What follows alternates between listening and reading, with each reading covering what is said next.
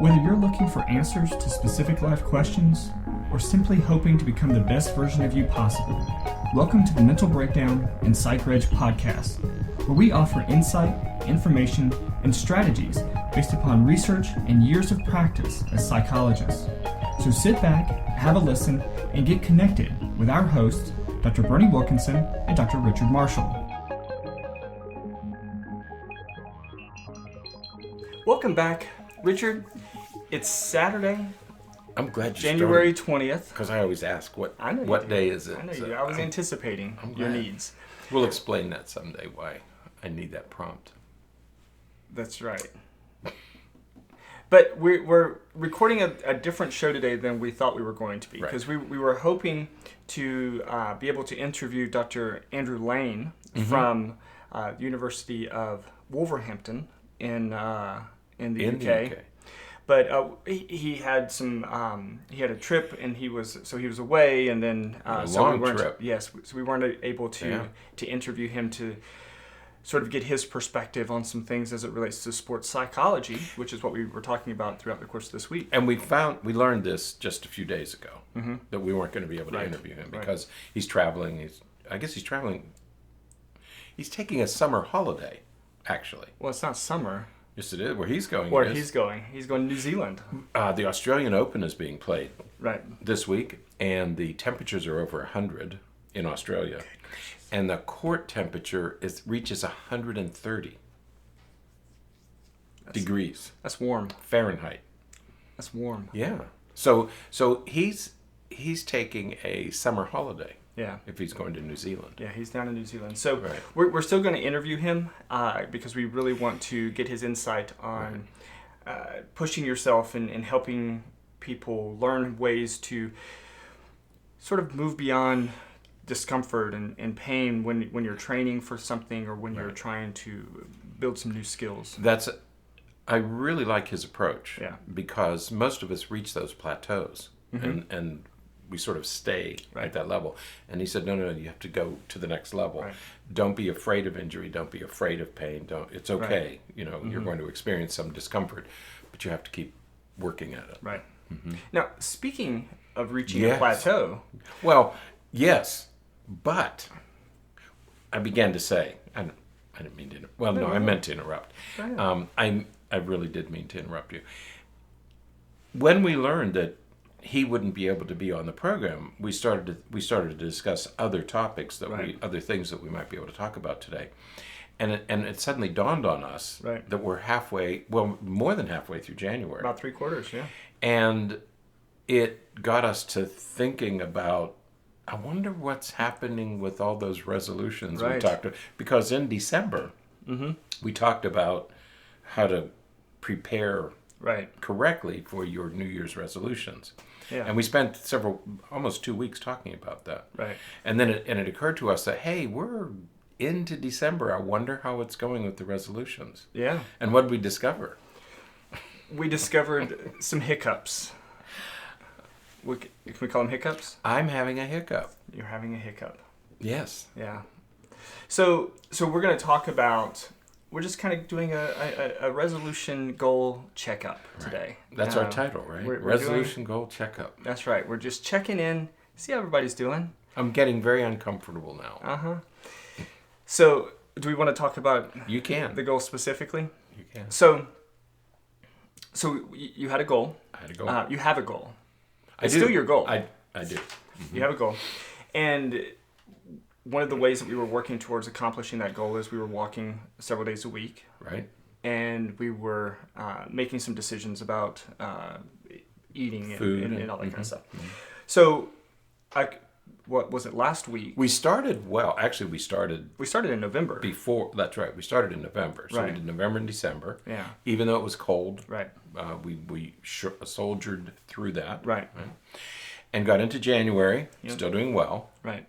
And so, but last week, I think it was last week, you started having some swelling in your knee. I just one day felt pain in my knee, didn't do anything to it. Right. And it suddenly got worse and worse, and I could barely walk for a couple of days. And I had no idea where that was coming from. So 3:30 that morning, right. I'm getting ready to head to your house to start going for the walk, and I get the text from you that says, "There's something wrong with my knee. I can't walk this morning." I could barely walk. Yeah. So I said, "Okay." And you didn't just say okay. Well, I did to you, but no. So we didn't walk, and actually we have not been able to walk since then because the swelling is just now going down, and and it went away as quickly as it appeared. It's now disappearing. Right. I didn't do anything. Didn't change anything. Didn't change anything. It just went away as mysteriously as it appeared. Yeah. So I don't know what it was. Yeah. So. But Andy Lane talks about that. He right. talks about those sorts of things. Right. So we had this hiccup, and so we haven't walked together 2 weeks. In about 2 weeks, and so it'll be 2 weeks tomorrow. So 2 weeks today. Now, so if we were thinking about the new year, of the 3 weeks into the new year that we are right now, we missed 2/3 of the new year for our walking. Because this weekend is the 21st, and so that's 3 weeks into the new year.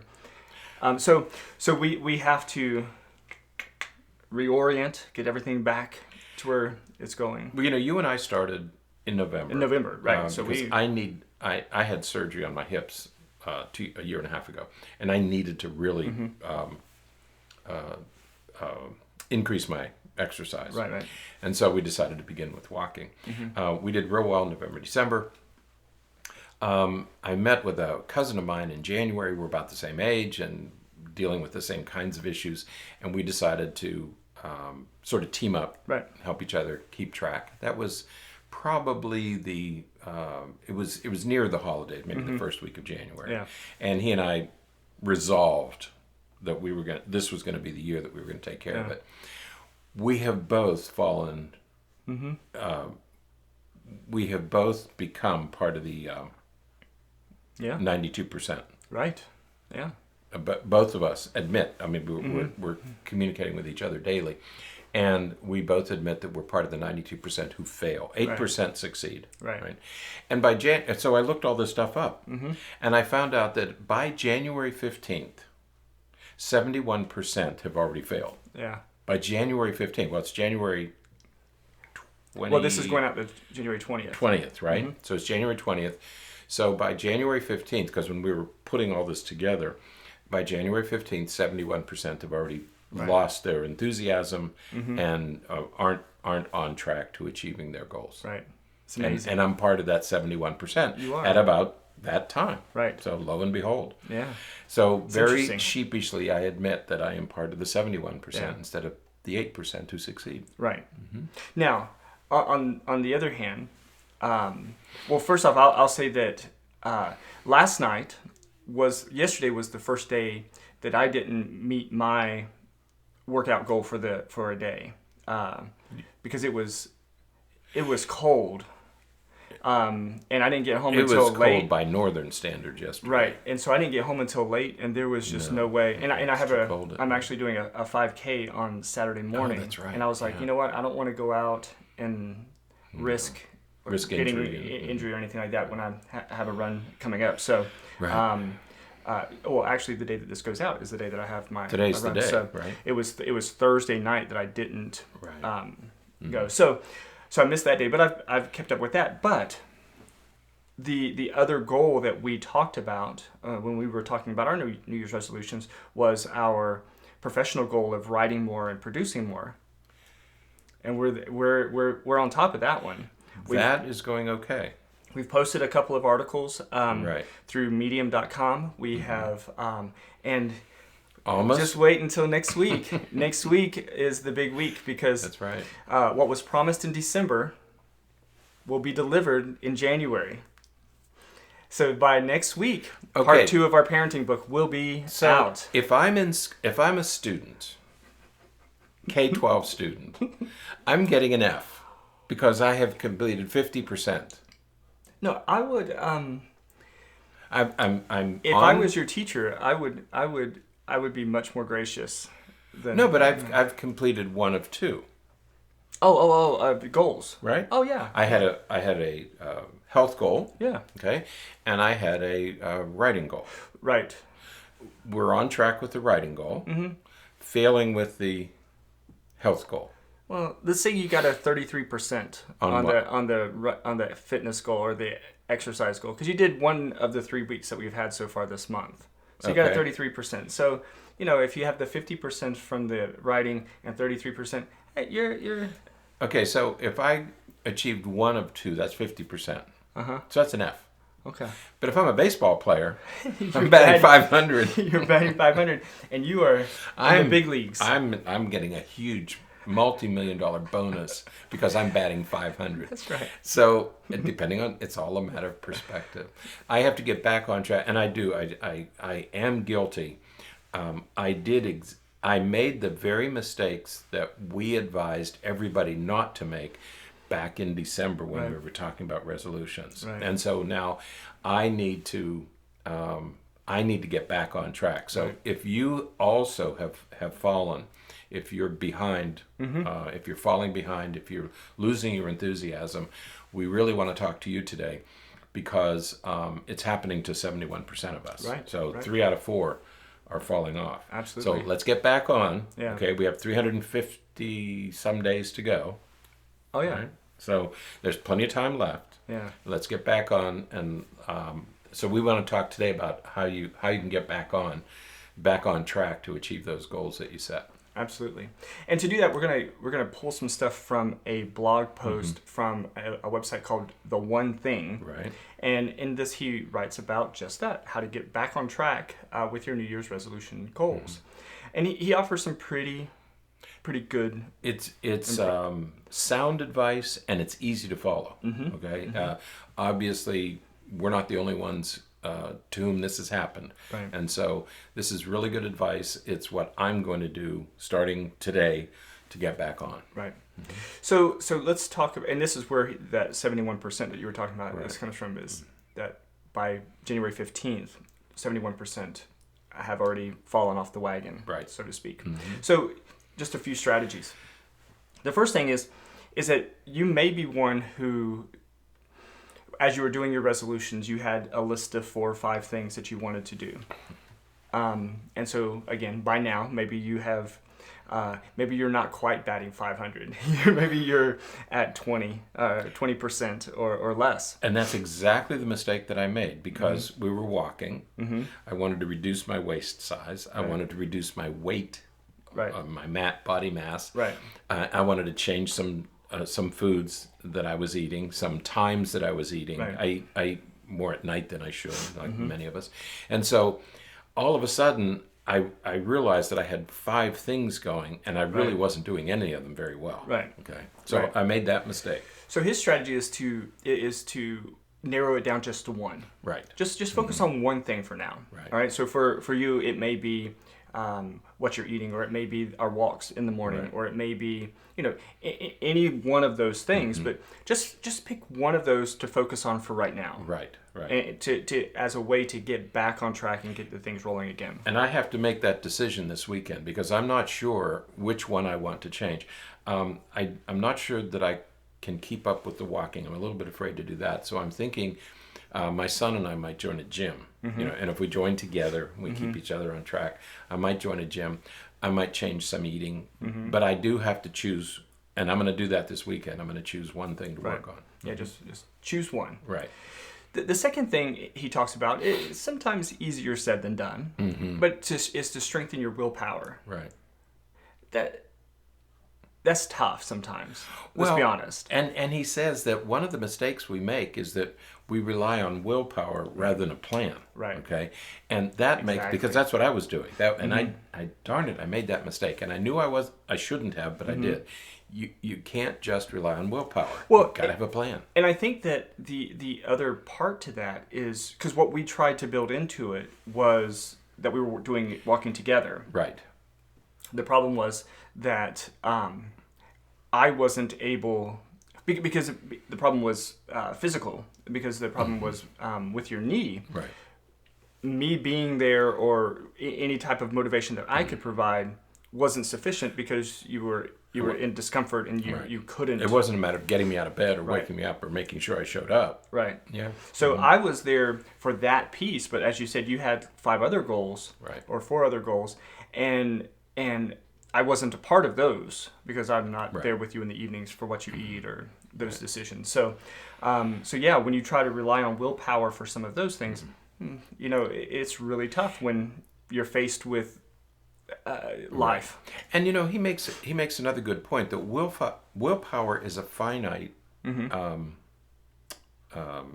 finite thing.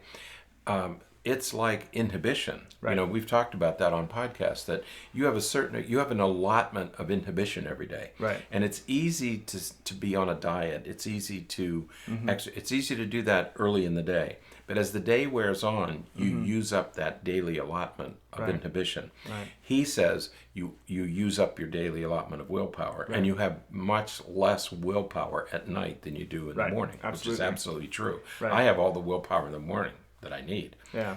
But when I get tired and I've used up that daily allotment, it's more difficult. Absolutely. And he's true. So he said and that's why he said you can't just rely on willpower. Right. It's not going to be sufficient. Right. But here's some ways to strengthen your willpower. Right. And so focusing on small improvements. Right. Just focus on little things. Remember we talked about focus on the smaller number. That's right. You don't want to focus on the 20 pounds that you want to lose. You want to focus on, the one lap that you want to walk around the neighborhood. No, it's absolutely true. Focus on the smaller number. Right. So making those small improvements. Right. You talked about giving yourself time off to recover. That's what I saw that I was doing last night.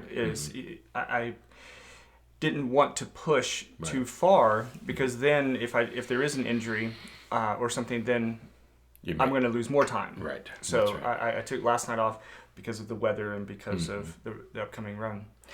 The third thing is to envision your success. And I really like that. We talked about visualization this past week. And I think that envisioning your success, thinking about and anticipating success in the future, what you're looking towards, I think the better that you can envision that, the stronger your mental image is of what you're looking to accomplish, the better. And if you keep that in mind, right. One of the mistakes we make is that we forget about our goals, and that puts us on that slippery slope to revert to what we were doing, to the old habits. Right. Right. And the last thing he talks about for strengthening willpower is another one I really like, and that's to keep your stress in check. Yes, absolutely. There is an admitted fine line between determination and stress. And what I mean by that is that if what we were doing, we were walking 3 times a week. Now, we can create a determination, or we can have determination to walk 3 times a week, and we can build that into our schedule and our structure for our week and everything, and we can follow that. But if those activities turn into a stressor, if you become overwhelmed because no, I can't do this that I really need to do because I have to do this, now that is creating stress. Right. And you have to keep that in check. You have to be able to balance. I talk to a lot of patients about that when they ask, how often should I come in for a session?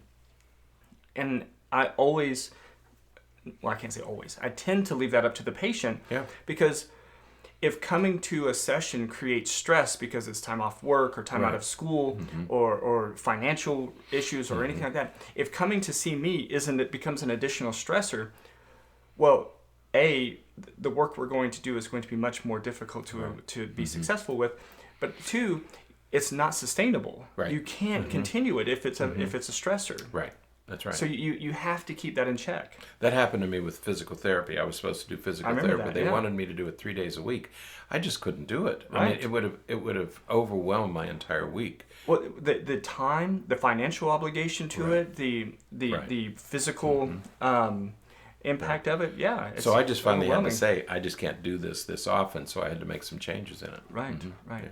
So, but those are some things to help strengthen your willpower. Though again, you don't want to just rely on willpower. You want to diversify. That's right. Your strategies. You need to motivation. have a plan. I mean, one of the mistakes that I made is that I was relying on willpower because I was so motivated in January. This was all fresh and really so highly motivated, but it wasn't sufficient. You can't sustain it with willpower alone. And the mistake I made is that I didn't have a plan. Right. I didn't have the foods that I needed. I didn't have the schedule that I needed, and not making that plan.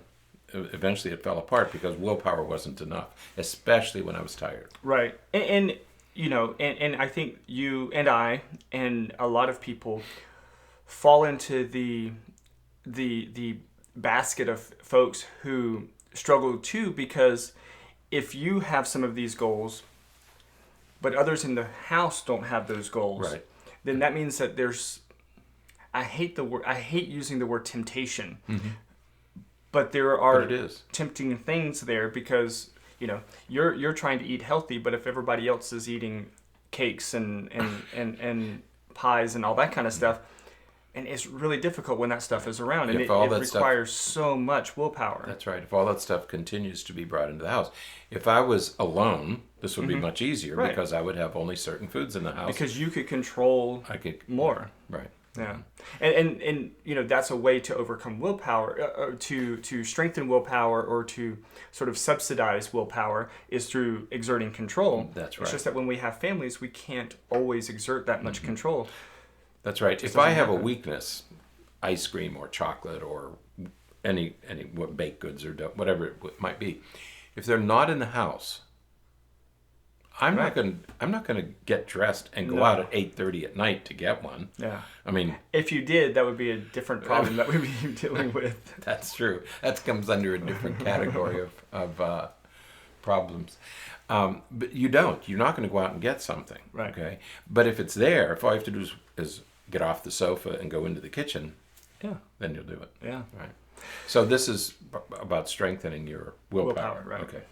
The next one is another mistake that I made. Right. You got to plot out your path to success. Right. Mm-hmm. And so you have to have clear intermediate goals. That's right. The way that I think of it. You have, if you're going on a trip from Central Florida to California, along the way you're going to look at the path you're going to drive, and along the way you're going to say, okay, we'll probably stop around here. We're going to stop around here, and let's hit this place on our way through.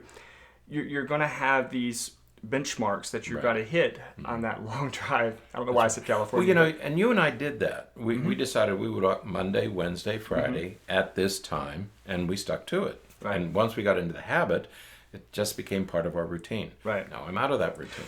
Well, but again, if we're using you as the example, the other problem with that is that we had that arranged for the walking part. Right. The physical injury was what stopped that. Right. I call it an injury. We don't know. Yeah. I mean, it wasn't really an injury. I don't know what it was. But for the other things, right, it was more difficult to have such a clear plan. I didn't make as clear a plan for those, and that was my downfall. And I'm sure that's the downfall for most people, most of the 71%, is you don't have a specific plan to follow. Right. So that's what you have to do. You have to get back on your plan. Right, right. And he offers at his website, we're not affiliated, of course, with this website, The One Thing, or anything like that, but he talks about some resources that they have available on their website. He has some worksheets that you can use to help track these things. You can use his, or you can develop your own. Absolutely, absolutely. And then the last thing that he talks about here is to use the domino effect to your advantage. Now, of course, the domino effect is that as one thing falls apart, the next thing and the next thing and the next thing, everything starts falling apart. Yours was another good example of this. Absolutely. And so we got to where we couldn't walk, and when that domino fell, it kind of knocked down the other dominoes as well. That's right. Because I didn't have a good plan for them, it was easy to knock those over. Right. Yeah. Right. So to use it to your advantage, it's almost sort of the reverse. And so the one domino that you knock down is that one small accomplishment. Right. That's right. For us to get back to walking again, or to join the gym that you and your son were talking about with your son. That one small accomplishment gets you to that first domino to fall, and then now I'm doing this, so if I want this to be effective, I better start eating better. And right. then I got to make this decision and that decision and go on. That's right. That's what I need to do now. But I need to get a starting point. Right. That's what I'm going to be doing this weekend. Right. Where's that? I'm going to be looking for that domino, and I'm going to be looking for the small number. Right. The smallest number. Right. He talks about the focusing question, and it's all about, as he says, minimizing effort while maximizing results. Right. That's a great idea, right. If you can find that thing. I don't know that you can always find something that requires minimal effort but maximum result. That doesn't always happen, right? You know, especially when you're talking about getting fit or working to it's so hard, your physical health.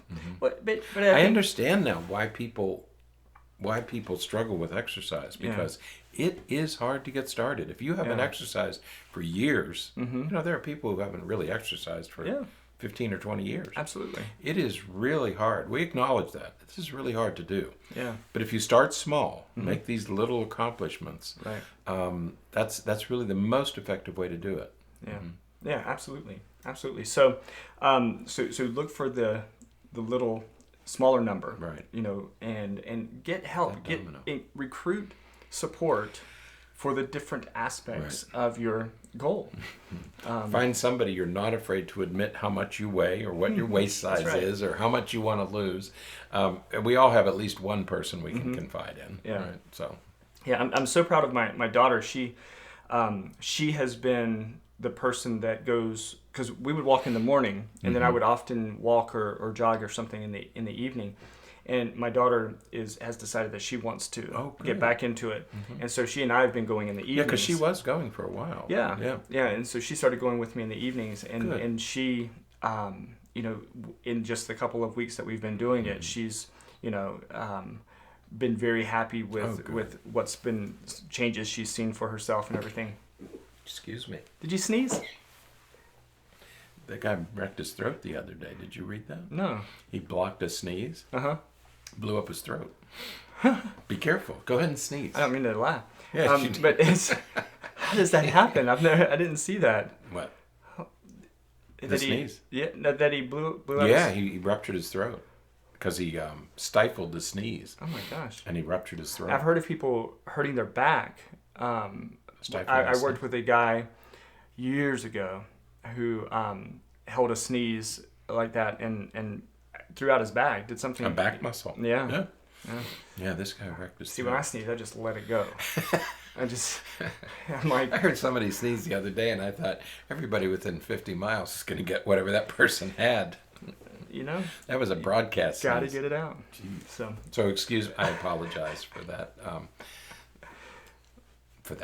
Yeah. So get back on track.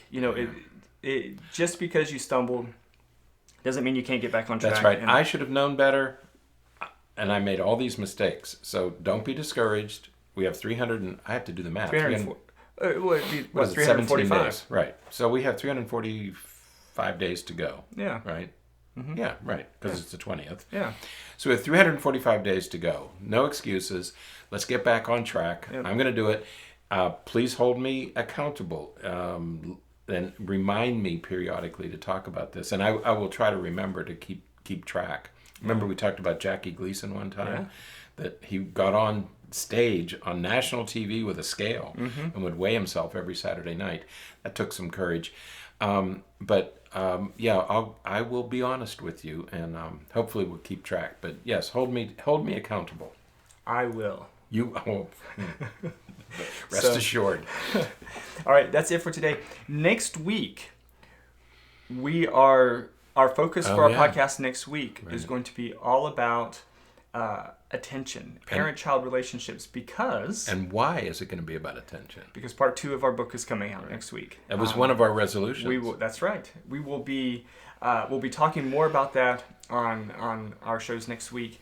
But all week long we're going to be talking about it. We're going to run some special things so that you can get your copy even ahead of time, hopefully. Yeah. And so we're going to be talking about that on Monday. So stay tuned. Stay tuned for next week. Because this will be exciting. Right. And more to come on that book, because we'll be working on section 3. We'll be working on part 3, and then some other things are going to be coming. We got a new book. We got a new book idea also. So another book idea. I mentioned that to that woman. I told you this morning that I talked to that woman. She's very excited about that book, and they would like to have it with their the parents they work with in their program. She said we were looking for something like that. Yeah. So she was very excited. We'll share more about that. Yeah, more about that later. Right? I'm going to start writing the first draft, hopefully on Monday. Right. It'll be exciting. But use this weekend to get back on track. Yes. Right? It's time to renew those resolutions. Okay? Absolutely. Get out of the 71% and back on track. We'll do it together. Absolutely. So, all right. So until next time, stay happy, stay healthy, and don't forget to be afraid. Thanks for sharing this episode of the Mental Breakdown and Psychreg podcast. Be sure to check out the show notes for links to follow us on Twitter and subscribe to our YouTube channel, where you will find all of our previous podcasts and much more. We would be honored if you would become a patron through patreon.com, where any donation you can manage will go to the development and creation of more content. Just visit patreon.com/thementalbreakdown for more information. Thanks again for listening. Have an awesome day, and we look forward to being back in your feed tomorrow morning.